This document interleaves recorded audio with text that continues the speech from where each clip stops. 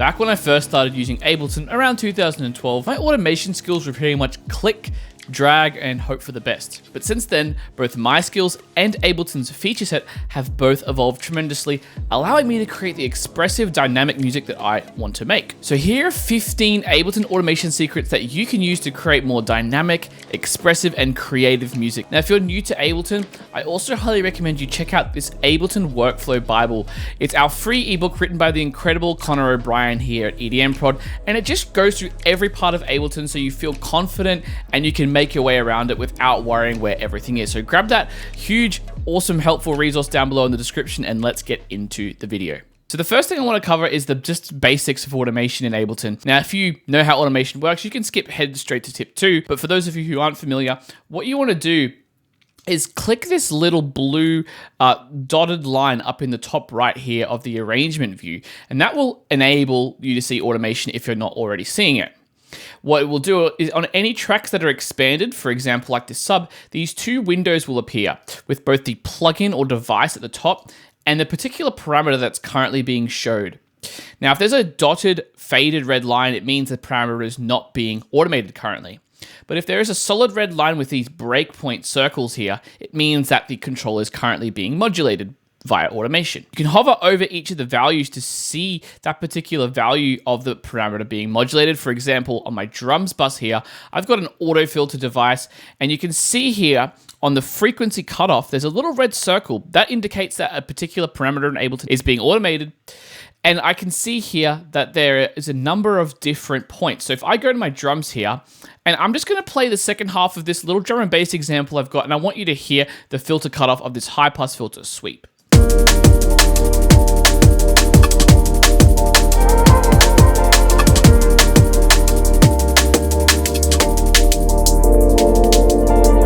So hopefully you were able to hear that filter on the drums there. Now you can click and drag to create new automation points on either a previously automated track or a new one down here. For example, the cutoff in Serum of this sub bass here.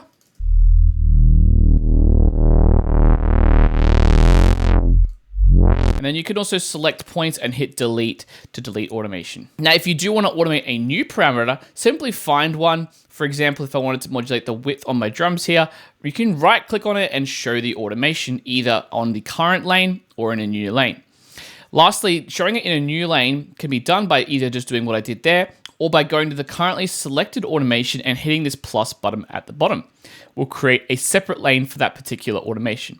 Then I can just start clicking, dragging, and creating automation. Now that we've covered the basics, let's go to secret 2, which is to use add lane for each automated envelope. Now on my 7 stabs here, let's say I wanted to automate a number of parameters. Now I've already modulated the mixer control here for this reverb send, but let's say I wanted to modulate also the cutoff towards the end. So we can hear the filter kind of enable down towards the end of this phrase. Kind of warming up that sound and just closing off the high frequencies. But let's also say I wanted to increase the resonance at a certain point, right?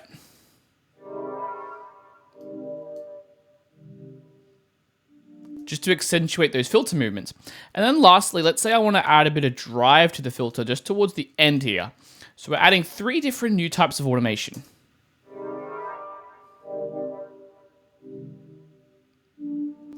Now, it's great that I've added those 3, but I have to kind of click on each parameter between them to see what's going on. Whereas what I can do is I can right click on my channel around here and click add lane for each automated envelope. Now, instantly, any automated parameters are going to show up down below as a separate lane. Now, this is a game changer if you're automating multiple different parameters and you don't want to have to go press that plus button, manually find the right thing, add plus. This does it all for you in one real click. And it just allows you then to modulate everything while seeing everything at the same time. Okay, so secret number 3 is to edit the value. Now, let's say I wanted to add a bit of modulation to this bass line here, right? So let's play this little section of the bass line.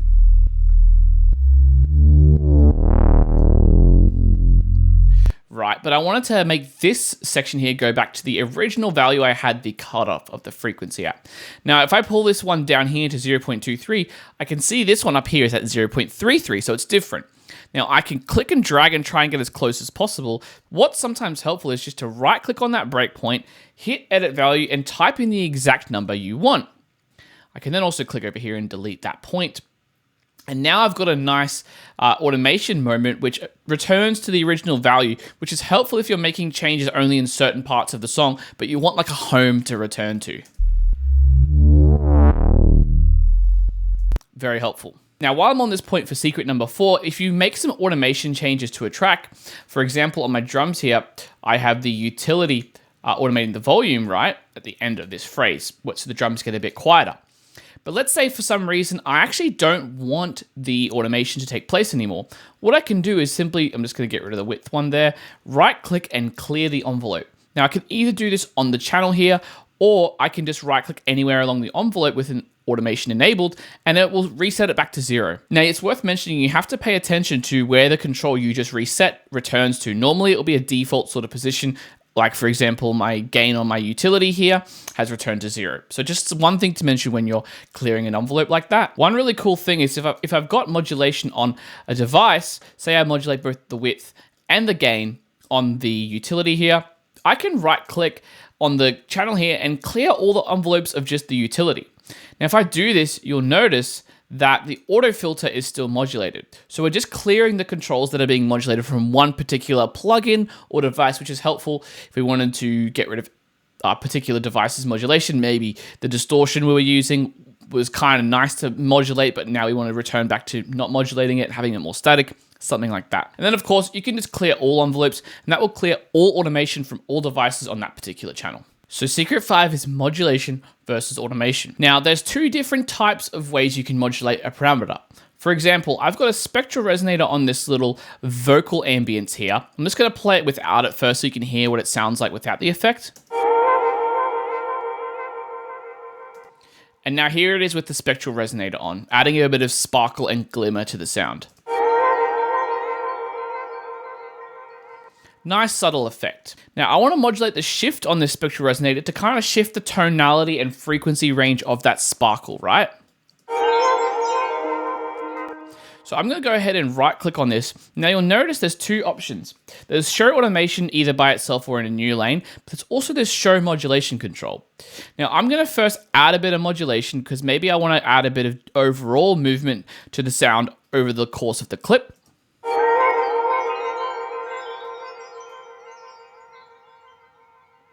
Right, but let's say I wanted to add a bit more modulation in the moment of the clip, right? And maybe it's something that I can have baked into the clip without me having to click and drag this automation all the time. Now, if I select the clip, right click and go show modulation, so you do have to have a clip selected to do this because it needs a clip to work. I can go ahead here and actually add some kind of random movement, for example, to the clip. And what this acts is an offset of whatever the value is at, right? So the automation still controls the movement of that particular parameter, which is good because we want to see where things are going. But this creates an offset, right? And so I'm going to hear there's going to be movements. Those movements are going to be higher when the automation is higher, and there's going to be lower movements when the automation is lower. Let's kind of see what happens as we do this.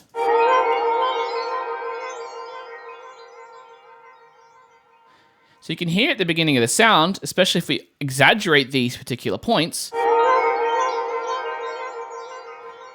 See how there's that very sparkly, high-pitched moment? Right.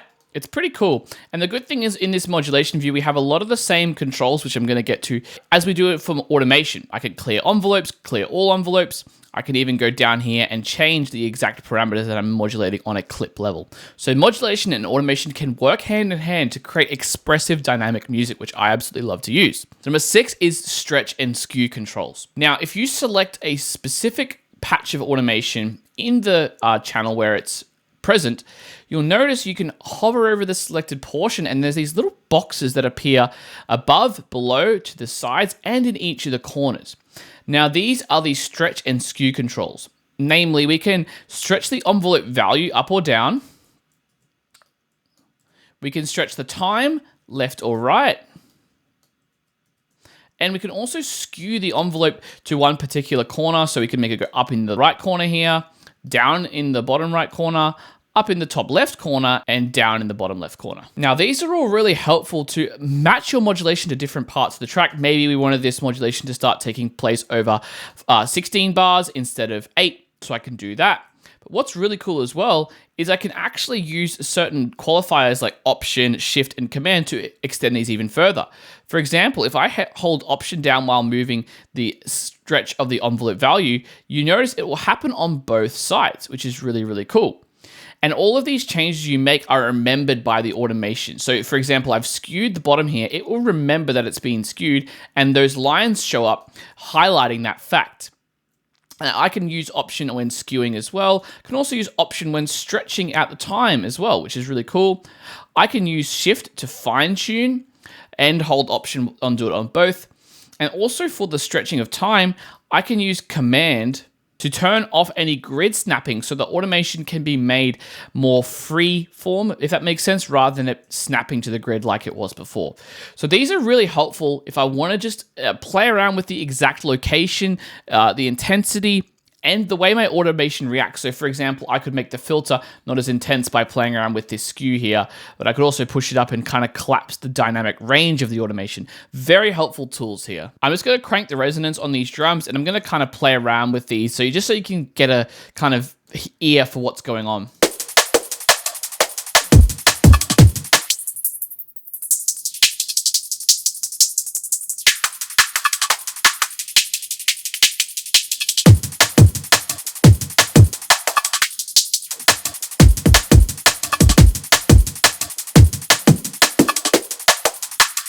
So number 7 is draw mode. Now, if you head up into the top right of Ableton, you'll notice this little pencil icon. You can click that or press B on your keyboard. Now you just have to make sure that the MIDI keyboard for your computer is not turned on. And this little pencil icon will show up. Now, if I select a certain parameter, now I'm gonna use this little tremolo pad here and control this hiss amount coming from the erosion device.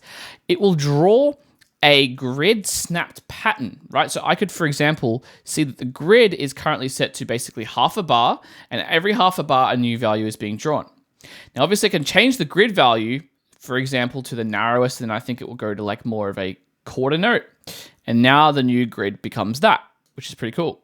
Alternatively, I can turn off the grid or hold Command, whichever one with the grid enabled, and draw in values like this manually, very free form, right?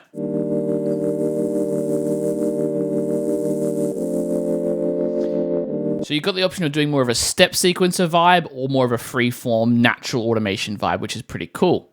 I'm going to leave it at that, but I'm going to kind of scale down the automation a little bit using my favorite commands we just covered in the last tip. I'm going to scale it down as well.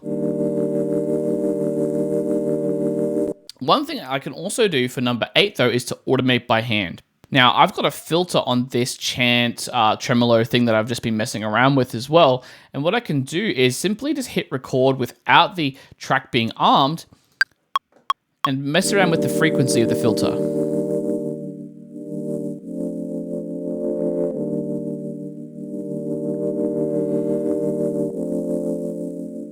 Now, I could have organic sounding, very free form sounding, probably even more free form than using the draw tool automation that adds a bit of organicness to the sound, right? I would not have been able to achieve this probably with my hand drawing things in manually. It's only by clicking and dragging a parameter. Now, if you've got a MIDI controller which has knobs on it, or a pitch wheel or a mod wheel, should I say, you can also use these to achieve a similar result. Now for number 9, if you've recorded in some automation like this, what you can do is right click and you can actually go ahead here and simplify the envelope. And that's going to remove the number of breakpoints to make the envelope more easy to tweak rather than having hundreds of little individual points, right? It's going to do the curves for you, very smooth and stuff like that. So absolutely game changer if you want to simplify your envelopes. And number 10, if you've got a bunch of breakpoints, if you select them all, you can actually move multiple breakpoints just by having them all selected and then clicking and dragging up or down on any one of them. And again, you can hold Command here and start moving it around without any grid snapping to the grid. So if I wanted this whole thing to be just moved down, I just can select them all and do that, right?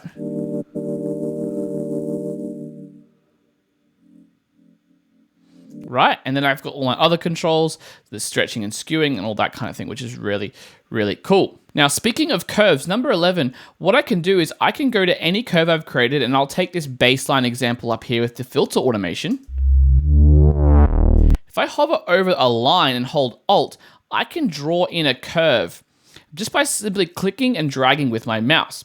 Now, this curve option only holds only shows up when you press Option or Alt on Windows, I think it is.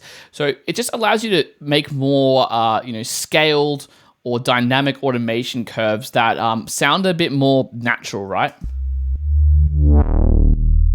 Rather than it being more of a linear, boring curve.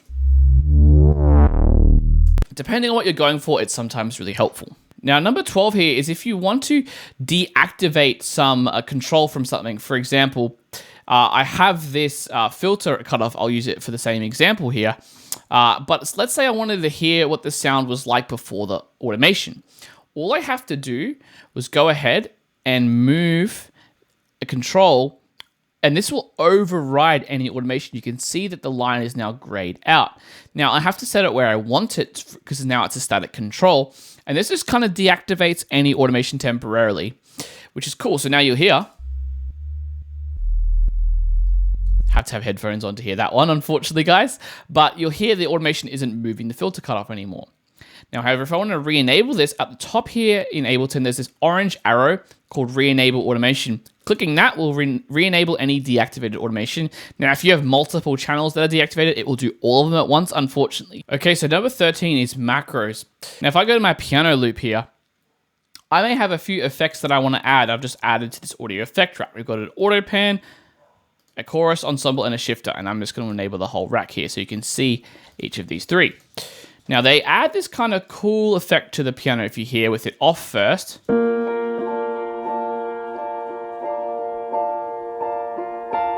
And now with it on.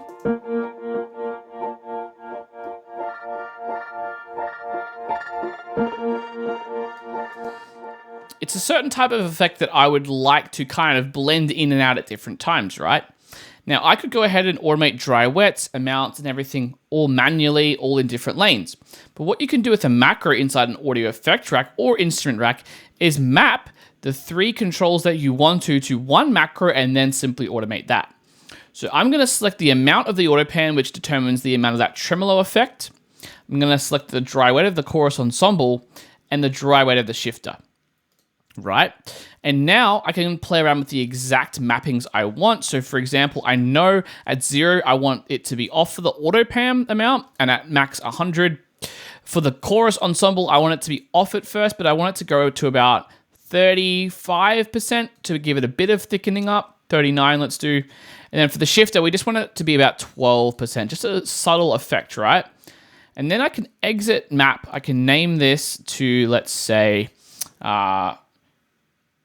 Blender or something. I don't know, just a random name because it sounds kind of like that.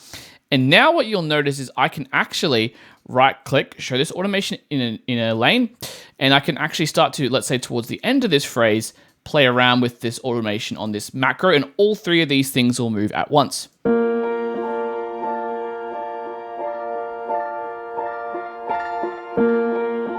You heard that little effect there come in towards the end. We can even exaggerate it for you.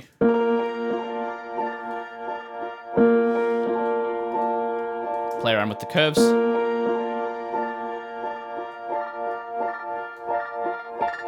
Absolutely awesome to just have one knob to do everything that you want to. Speaking of macros, one thing we can do is record what's called macro randomizations. I've got this 7 stabs here, right? I've already automated some of the parameters, but I want to show you, if I actually just play this, I'm going to turn off arming, which it already seems to be. I'm going to record, and I'm going to press this random knob. And what you'll notice is all of these controls will have their automation recorded, right? So let's hit record.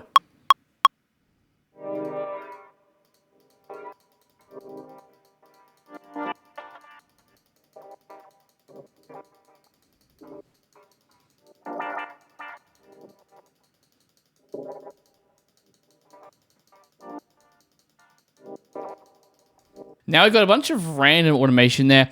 Now I'm going to delete the automation for the volume because I don't really care to automate the volume. In fact, I kind of think it gets too quiet sometimes.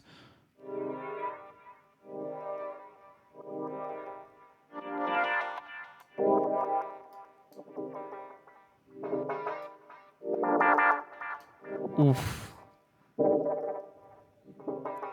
Right, and I've just literally gone through and randomized stuff and it's created some really, really cool results. Now, again, I can right click and show all of the automation envelopes that I've been modulating. And if you just want to experiment and get random results, it's going to be glitchy, it's going to be experimental, but it's really fun to work this way. And lastly, once you've made the automation changes, I think this is a nice one to end on.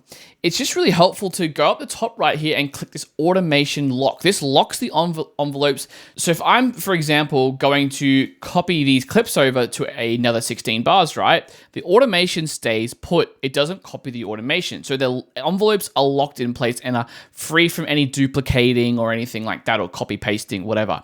However, if they're unlocked, for example, if I move this clip, the automation is going to move with it. Again, with it locked, if I move this clip, the automation stays put. So locking the automation is just allows you to commit to that point in the song, what's going to be happening, and then you can go from there. Now, it's worth mentioning, if you do like the automation for a particular section, I would leave it unlocked. And let's say we want to duplicate all of these drums. You'll notice, and you have to actually have each track selected. So for example, the automation on the drums at the top here has to have the whole drums group selected. If I duplicate it, the automation will go with it, which is pretty cool. So just really helpful to know when you want to lock the envelopes and when you don't want to lock them. And that, my friends, is 15 automation secrets in Ableton that I use that have helped me make awesome, more interesting, more expressive music. It's just a load of fun. If you like this, leave a comment if you want more like Ableton kind of stuff like this. And again, if you do want to dive deeper into Ableton, why not pick up the free Ableton Workflow Bible? It's a no-brainer, honestly. You may as well just go ahead and do it. I dare you. And yeah, like, subscribe, all the good stuff if you feel like you want to. No pressure. And I'll see you in the next one. Until then, happy producing.